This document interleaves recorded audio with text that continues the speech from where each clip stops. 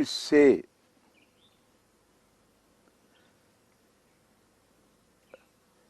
everything is Isvara, the Lord,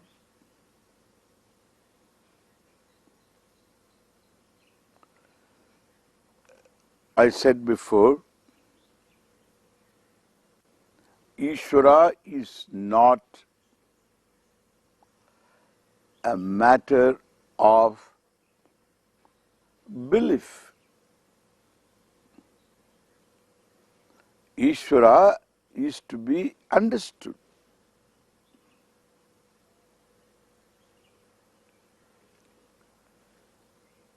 It is a belief only when I am proposing something you don't see. I am saying something you don't see, but then it can be proved later. When I say in the Himalayas there is a valley and it is called Valley of Flowers,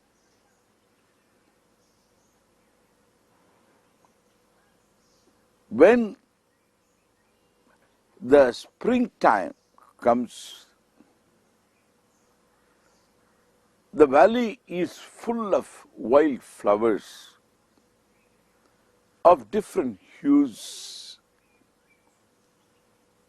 and forms and fragrance.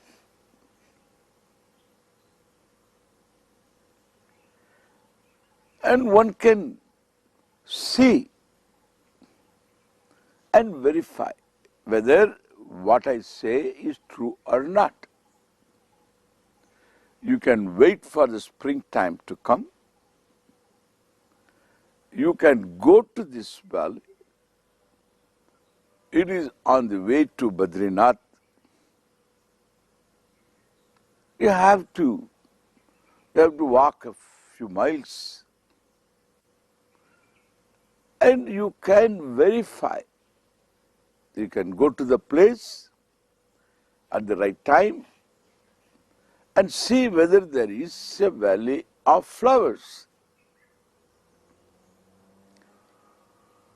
The valley of flowers that you imagined when I gave a description of the valley is going to be entirely different from the valley that you see with your own eyes. It's a belief confirmed, but at the same time, the imagery of the valley that you conjured up from the words I gave describing the valley would be always different from the valley you would see with your own eyes. Pending your verification, you accept my words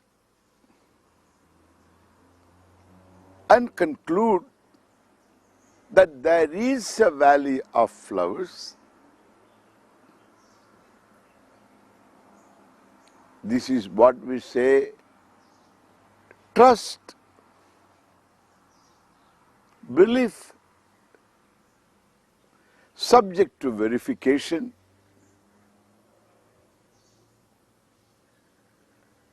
Because it's a conclusion before verification. We call it a belief. There are beliefs which don't allow themselves for such verification. Suppose I say, there is a place called heaven, and it is the most desirable place to go. And it is a place where there are no mosquitoes, no bacterial problem, the highly sterile. I give a description.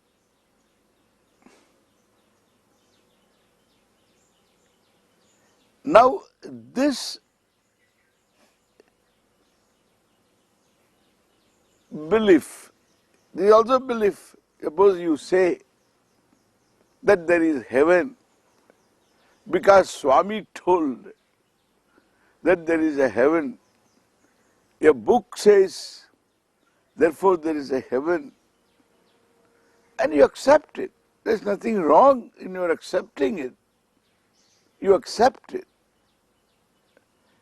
And it is a belief, but not verifiable. This is what we say non-verifiable belief.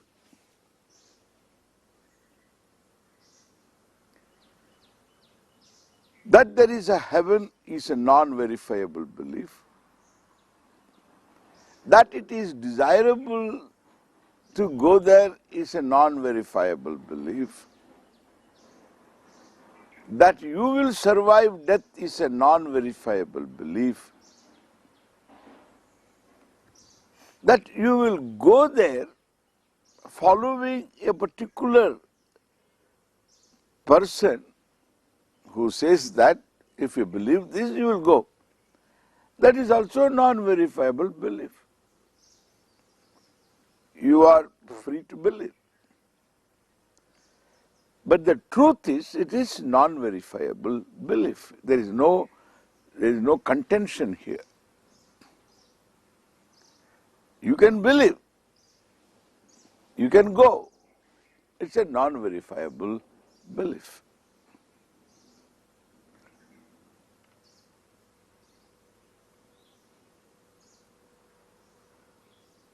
Whereas, when I say all that is here is Isvara, you can't say it is Isvara is a matter for belief. Because I am not saying something which you don't see. I am saying something about what you see. Understand the difference? You are seeing space, you are appreciating space, you are appreciating time, you are appreciating light traveling in certain speed. When it is told you understand this, you are appreciating various things that exist here. When I say all that you see here, the various things, the means and ends, causes and effects, the laws that are known and unknown to you, the various phenomena that exist, that can exist, and well, all these plus what you don't know, all this, what we say, Jagat, Idam Sarvam Jagat. So, Idam Sarvam Jagat, when I say, is Ishvara, you can't say, I believe this. You can't say, I don't believe this. There is nothing for you to believe. There is something for you to understand. You can say, I don't understand. That's okay. that is okay. Swamiji, all that is here is Isvara, is something you say about this world that I know, which I don't understand how this can be Isvara. Correct? Therefore, if somebody says, I believe in God,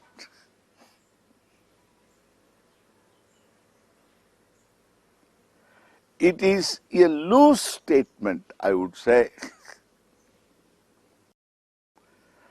I can only say I don't understand this, or I am in the process of understanding. I want to understand this. I have no basis to reject unless I thoroughly analyze all that is being said about Isvara and then prove these steps are fallacious. For you to conclude like this is Isvara, these steps are all fallacious steps. And therefore, what do you conclude is wrong? And if you say so, then at least I am in a position to prove how the steps that you say are false. I can prove they are not. Correct? I can prove they are not. Therefore, so it only opens up in your mind first a new avenue of learning. It creates in you a desire to know. Therefore, there is what we say in our culture, jignasa.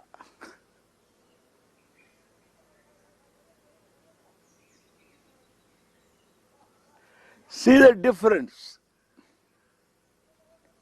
So, I have belief in God is different from I have a desire to know Isvara. So God becomes, Isvara becomes jignasya, the one that is to be known.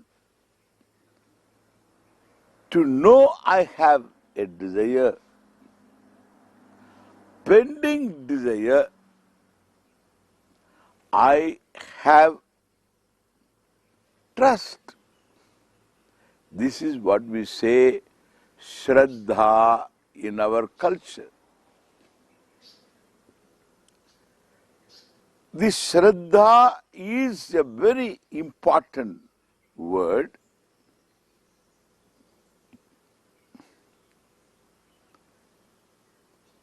Therefore,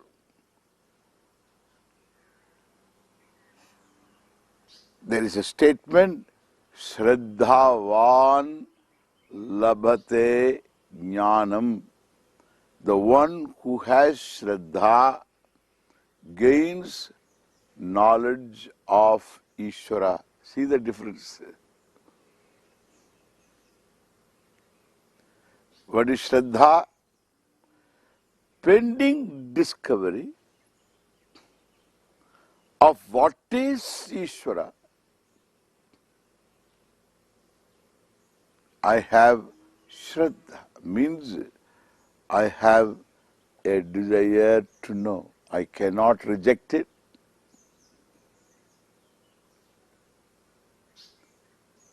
I cannot, of course, say I know, and therefore there is nothing for me to reject. There is only a challenge for me to know.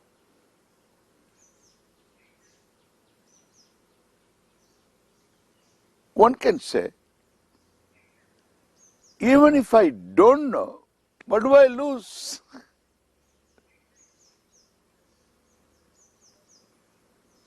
What do I lose? The physicists say matter is energy. For me, it doesn't matter. Because still I have my problems. Whether it is energy, matter is matter, energy is energy, I have my problems. I have to deal with my household problems. And therefore, this not knowing matter is energy doesn't really make any big difference in my life. My forefathers didn't know anything about this.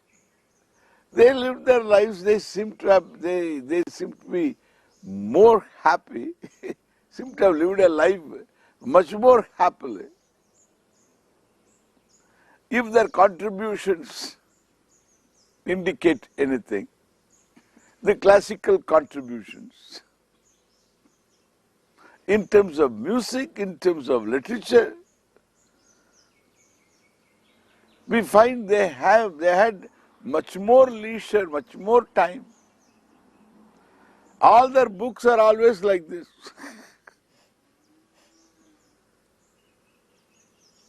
You take Itihasa, you take Purana,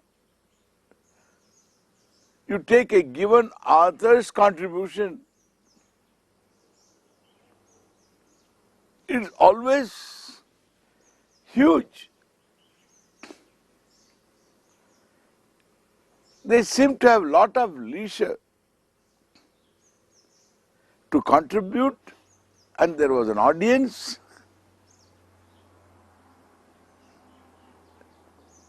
Therefore,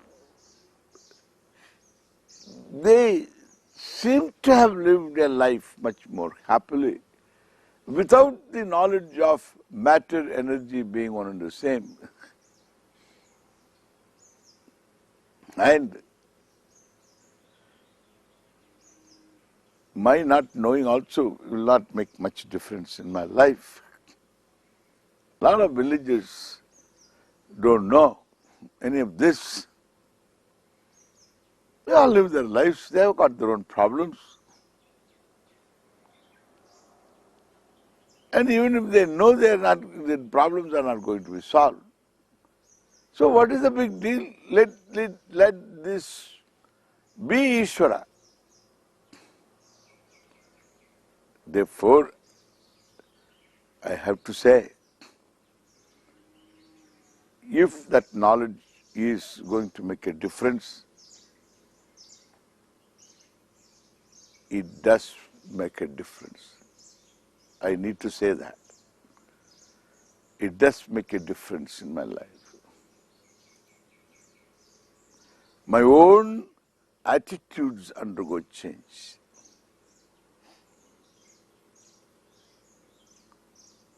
The whole culture is an expression of attitude.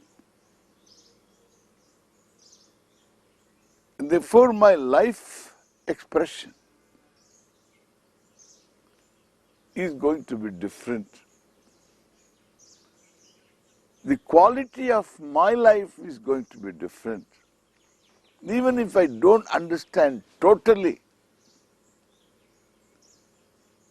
even a certain degree of understanding will make a lot of difference in my life.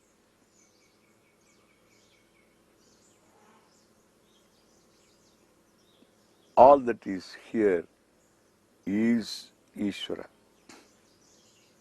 not an ordinary form of knowledge it is.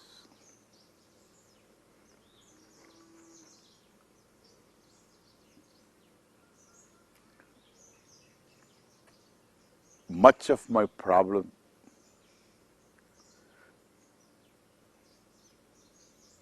is I can say, lack of understanding of Isvara even in a simple form.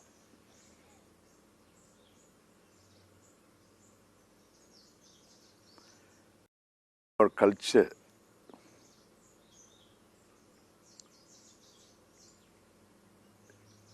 a value called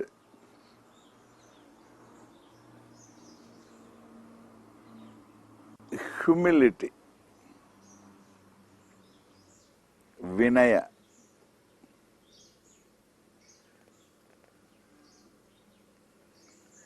is very, very important. I don't find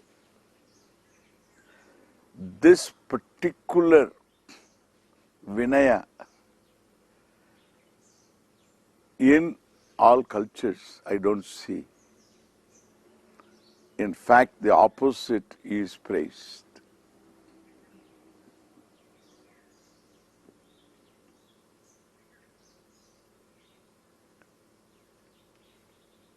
In our culture, vinaya is very, very important.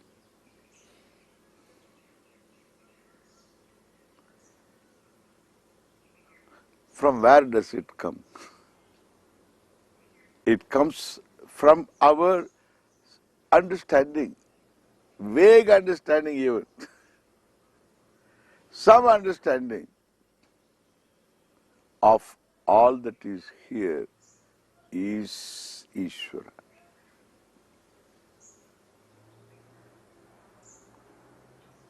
There is no bragging involved.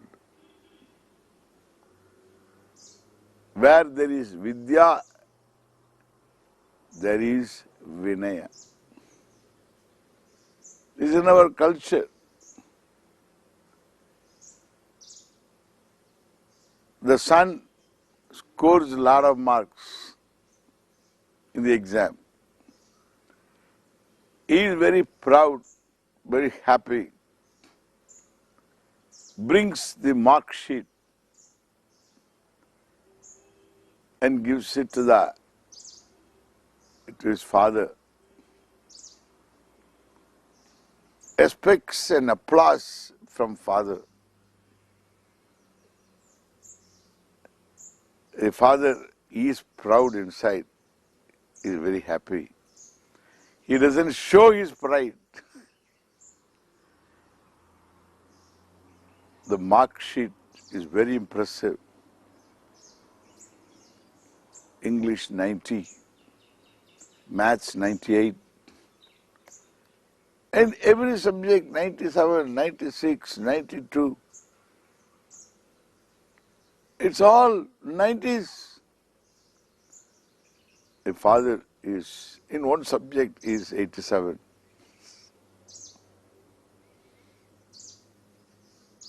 The father is very proud and he tells the son, you know, here, you make it 90, okay? Make it 90. More than 90. He doesn't tell he's proud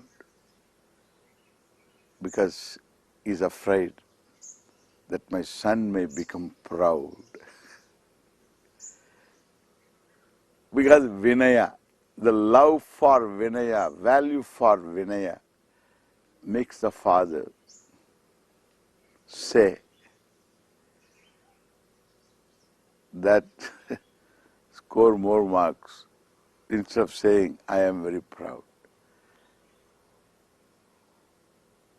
There is a lot here to know. We will see next time when we come.